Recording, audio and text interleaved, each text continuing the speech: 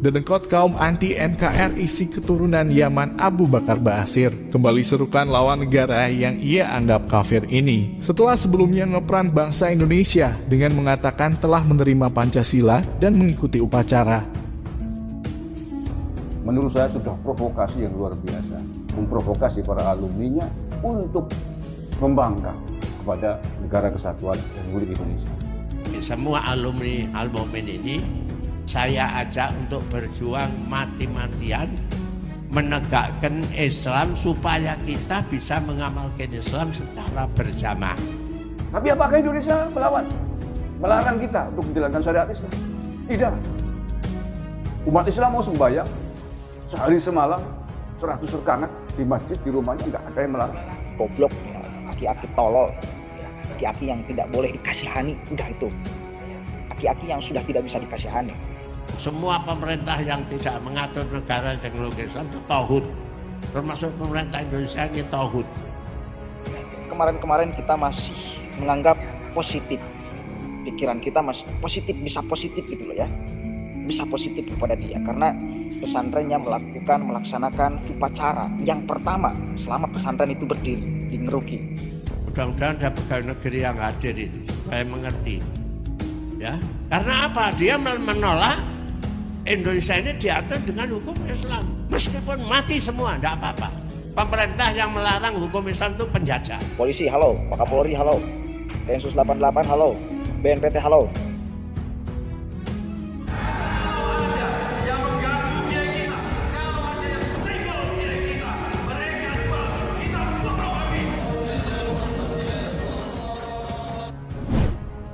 Abu Bakar Ba'asyir, dedengkotnya kaum anti-NKRI si keturunan Yaman ini kembali membuat resah bangsa Indonesia setelah sebelumnya bangsa ini dibuat bangga atas pertobatannya dengan menerima Pancasila sebagai dasar negara dan turut serta dalam merayakan upacara Hari Kemerdekaan Republik Indonesia.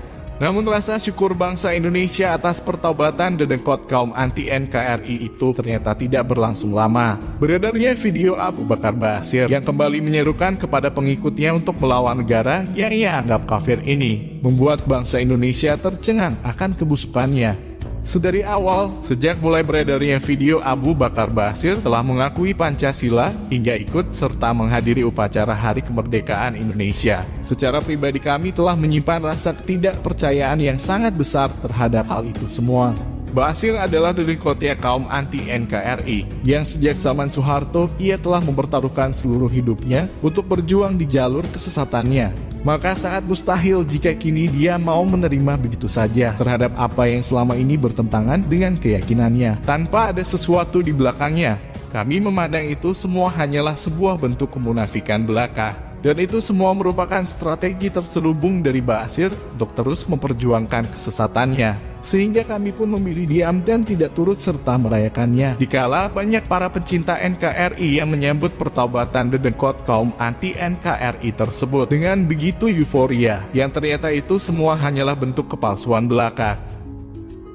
Untuk pertama kalinya sejak 50 tahun terakhir, dia sekarang ikut memperingati Hari Ulang Tahun Kemerdekaan Indonesia.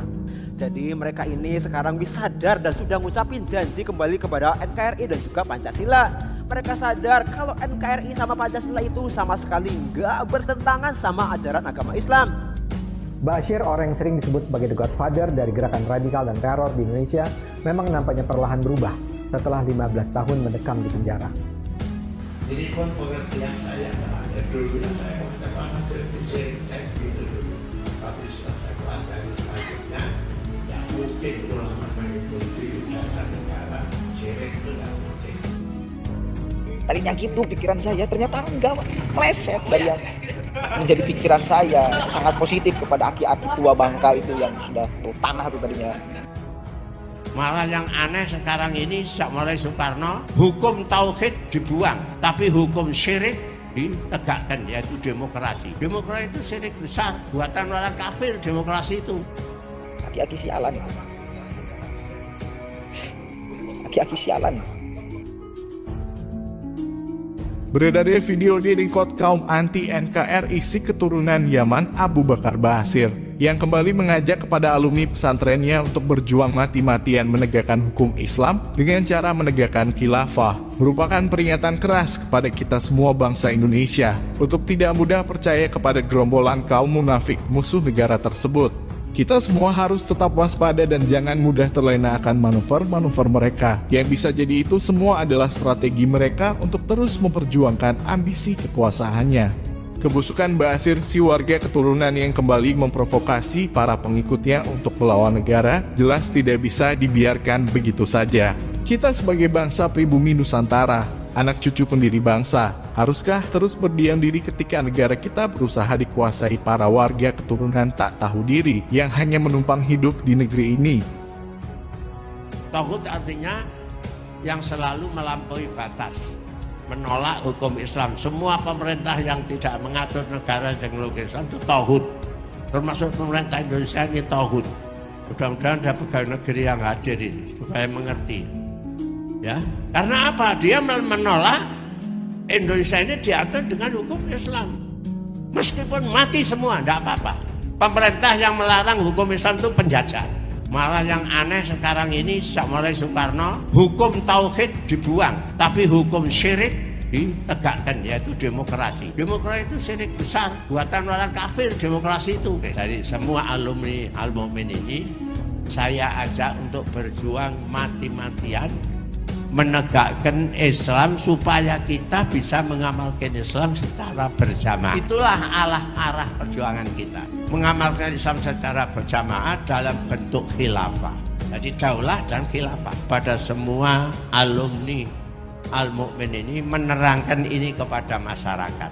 Terangkan kalau perlu kepada polisi juga terangkan. Menegakkan Islam yang sebenarnya. Bagi kami, negara kami Indonesia ini harus diatur dengan hukum Islam dan itu harga mati. Ini namanya mengkhianati kesepakatan para pendiri bangsa kita. Dan ini adalah pemberontakan buhot yang nyata. Ternyata memang orang tua itu masih sangat akut sekali pikirannya. Dan kalau sudah seperti ini, orang itu sudah tidak bisa dipercayai. Kini dapatkah kita percaya bahwa Ba'asyir tidak akan lagi menjalankan aksi-aksi kekerasannya? Tentu saja kita tak bisa tahu pasti. Yang jelas Ba'asyir memang belum sepenuhnya berubah. Ya mungkin ini bisa jadi peringatan buat kita semua ya Lur. Ini supaya masalah radikalisme dan terorisme ini jangan dipandang enteng. Ini benar-benar ancaman nyata yang bisa bikin negara kita bubar, hancur dan juga bikin rakyat jadi sengsara. Bila perlu tuh pesantren Al-Mu'min ya, kalau nggak salah di Ngeruki, yang dipimpin oleh Abu Bakar Ba'asyir, bubarkan. Harus disuarakan, bubarkan. Pesantrennya harus dibubarkan, jelas. Pesantren itu menanamkan paham-paham yang gak jelas.